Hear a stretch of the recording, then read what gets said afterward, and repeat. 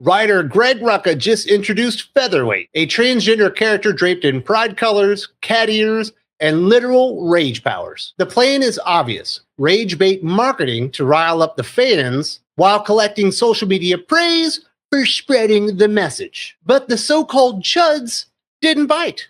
Fans saw through the desperation and ignored it. The bigger problem: the people DC was virtue signaling to got pissed, calling Featherweight a caricature dreamed up by straight creators that have no idea about representation. When they took those complaints directly to Rucka and DC, they were completely ignored. Now, with the stunt backfiring and no sales to speak of, Rucka and DC are stuck with the one thing they fear more than outrage: complete indifference. Thankfully, there are some companies out there in comic books that want to make you happy to be associated with the brand, like the 616 Comics, the #1 producer retailer in the entire industry. There's actually a discount code in the video description. Go check them out for 10% off. But while the 616 Comics actually has something worth your time, DC's latest representation moment shows just how low corporate comics will sink to manufacture some outrage. DC Comics introduced Featherweight in the final pages of Cheetah and Cheshire Rob, The Justice League, a miniseries written by Greg Rucka. The character was revealed to be a 25-year-old transgender woman and the granddaughter of Ra's al Ghul. Featherweight is presented as an idealistic activist with rage-powered super strength, recruited to take part in the heist, and visually designed around the pink, blue, and white colors of the trans pride flag. Her outfit includes a pink cat ear hoodie, an Amazon-style skirt, and thigh-high boots with long pink laces. The reveal centers on a scene where she tells the teenage character Clarion the Witch Boy that she is B&T before departing for Greece to confront persecution targeting LGBTQ people. DC and its publicity partners framed the moment as a major character debut, placing heavy emphasis on her transgender identity alongside her lineage, activism, and physical prowess. And this has certainly been a very effective way for DC Comics and Marvel Comics and other publishers out there to go out there and get some of that rage bait marketing. You create this character that doesn't really mean anything, you tie him to something that doesn't really matter, show them as trans, and next thing you know, you're getting YouTube videos, you're getting headlines and stuff like that. And I can understand why they did, especially Greg Rucka. Greg Rucka used to be a somebody. He used to be a kind of a big somebody. He's got one of the better Wonder Woman runs of all time. He did Batman No Man's Land, but it's been over 20 years, I think, at this point, since Greg Rucka's been an actual talent worth talking about in comic books. So I can understand why he would stoop down to this outrage marketing to try and actually gen up some headlines and maybe get people talking about Greg Rucka again. But tying a new character like Featherweight to Ra's al Ghul for IP hijacking, so you can try to make the character relevant and maybe get some of that extra outrage that he was actually looking for, doesn't feel organic, and I don't think it really moves the needle anymore. I think people have been played out on this on both sides of the aisle for the most part. Not to mention that it's really hard to take a character like Featherweight seriously. As soon as you see the character, it's a stereotype. You got the stupid pink pussy hat on, you've got the skirt and all that kind of stuff, and it looks like something that if you said, hey, ChatGPT, create me a brand new transgender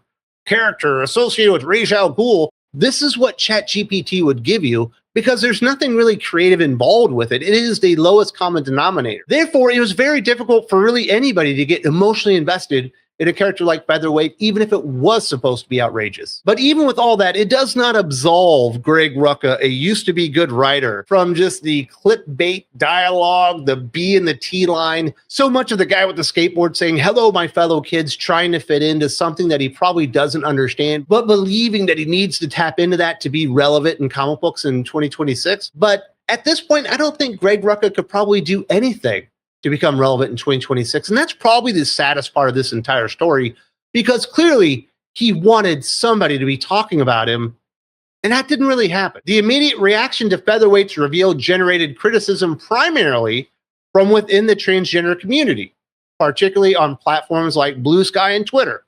Trans readers and creators described the character as a collection of surface-level stereotypes, with one Blue Sky user calling her design a trans character starter kit dreamed up by soulless corporate sleaze, and labeling the cat-eared element of the costume basically a slur. Other criticisms focused on her rage-based powers, which some interpreted as reinforcing harmful stereotypes about trans women. Comparisons were also drawn to Marvel's widely mocked Snowflake and Safe Space characters, while additional controversy emerged around her interaction with the underage Clarion, with some accusing the scene of grooming behavior. The broader comics audience response was noticeably subdued, with little sustained discussion, minimal social media engagement, and almost none of the fan art, cosplay planning, or speculative excitement that typically follows the debut of a heavily promoted new character. And I definitely blame this squarely on DC editorial and Greg Rucka. The bait was just too obvious. We've been seeing this for so many years. There's only so many times that you can react to a character like Escapade or Galaxy, and eventually you're like, yeah, this sucks. Yeah, that character shouldn't be there. But it's not really going to be a big deal. Escapade isn't in X-Men comic books today. Galaxy's nowhere to be found. And in 3 weeks, nobody's going to be talking about Featherweight. And that's basically the way that it's played out. So at this point, I think a lot of DC fans that are annoyed by something like this have been trained. There's no reason to engage because that's the only reason the character was created in the first place. Normies are just sitting this stuff out unless it actually feels important. But the funniest part is all the people that they were, slurping off and trying to get all excited and get those headlines and you got to support this character because it represents you. They're like, I don't think I want this character to represent me. I'm tired of every time you doing one of these trans characters, it being a complete caricature and being the lowest common denominator stereotypes of what's going on in the community. And there's so many own goals on this thing, not only with the character's design and outfit, which was kind of funny if you're in my perspective, but when you look at like the rage powers, this one's superpower is being really angry at the man. Good one there. And then you get kind of to the gross part of it, to where that Clarion the Witch Boy, who's got a crush on Featherweight the entire time. Featherweight knows that Featherweight's 25, and she knows that Clarion the Witch Boy is under 18 and underage, and says, you let me know when you're of age. By the end, it's like, yeah, that's kind of grooming behavior. We're not supposed to be doing that. Probably not the stereotypes that they wanted to be reinforced with the next DC Comics trades character that will, thankfully, on all sides, be quickly forgotten. Within days of the announcement, discussion of Featherweight largely disappeared from the broader comics conversation. There was no sustained debate, no grassroots support campaign, and no visible cultural momentum following the initial coverage. Neither DC Comics nor Greg Rucka publicly addressed the criticism, despite both being directly tagged by trans readers and creators on social media. There were no follow-up statements, no clarification of creative intent, and no announced plans positioning Featherweight as a significant ongoing presence in the line. The lack of plans to feature her prominently moving forward, combined with the absence of any meaningful defense from her creators, suggests a company that prepared for controversy from one direction, but found itself unprepared for objections from the very audience the character was ostensibly created to represent. And I guess that's like the worst thing that could happen in a situation like this. If you're Greg Rucka and you're DC Comics and you're editorial, you go out there, you're going to rage bait everybody, and everybody you're trying to piss off doesn't really pay attention to it because there's no series coming out of this. There's no mention of this character being in a team. There's no roadmap for Featherweight in the future. There's never going to be a scene where Ra's al Ghul is, hugging his granddaughter Featherweight or anything like this, because it was just a publicity stunt. And it blew up in their faces, and rightfully so, because you can only bait people with this kind of shit so often before they just, I'm going to sign out of that one and realize that the juice is not going to be worth the squeeze. I could be upset for a couple of days here, or I could realize that just happened and forget it like everybody else. Now, we probably will see the character, because I guess Greg Rucka is kind of coming back to DC Comics in the new Batwoman series, which will likely end up becoming some type of mini-series. I'll be surprised if it goes over 12 issues, but it's a Bat Family comic book. Greg Rucka's on it. He just created this character that's associated with the Bat Family. Yeah, you're probably going to see that character in there somewhere, but nobody was going to read Greg Rucka's Batwoman anyway.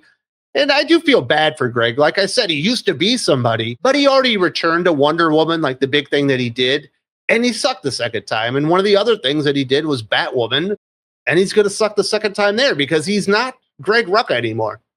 You know it. I know it. Everybody in the world knows it, including probably Greg Rucka and his entire family. But I do think it was pretty weak sauce for Greg Rucka getting directly tagged by people saying, hey, this is offensive. This isn't how you should be presenting trans characters in DC Comics. And him just going completely silent on the entire thing, not addressing it, not saying, hey, you know what? maybe I made a mistake there, or even acknowledging them. Now, you and I are used to that, but we're not really human to these people. As far as I can understand, to Greg Rucka and DC Editorial, these are their new gods. And for them to ignore them really says a lot, that they just weren't prepared for any of this kind of stuff. And he's probably just really embarrassed. But that one's on him, because he's supposed to be a writer that knows how to develop and create new characters. And this one just isn't going to work. And he and DC Comics Editorial would have known this wasn't going to work if they've been paying attention to the last 3 or 4 years. That online validation and this rage bait marketing just isn't effective anymore. It's not a way to go out there and get the word out, get the headlines that you want, and actually get people to show up to the comic book shop, even just despite the chuds, because even they've kind of checked out at this point. So in my opinion, Greg Rucka and DC Comics got what they deserved. Stone cold silence, pretty much, from the chuds they were trying to upset, and the people they were trying to slurp off, basically giving them the middle finger. But make no doubt about it, Featherweight's marketing push didn't fail because people were outraged. It failed because nobody cared enough to fight about it. The rage bait DC was trying to spring never really worked. The praise they expected collapsed, and the character became irrelevant almost instantly. That's the real danger for modern comics, not backlash. Apathy. When characters are engineered for engagement, they don't exactly excite fans. They create empty noise that dies as soon as the marketing push ends. Featherweight isn't controversial, she's useless. And this isn't just a DC Comics problem. If you want to see just how deep the rabbit hole goes, watch my next video. She butchered The Walking Dead, same strategy, same arrogance, same dead silence at the end. I do appreciate the time, and keep thinking critical.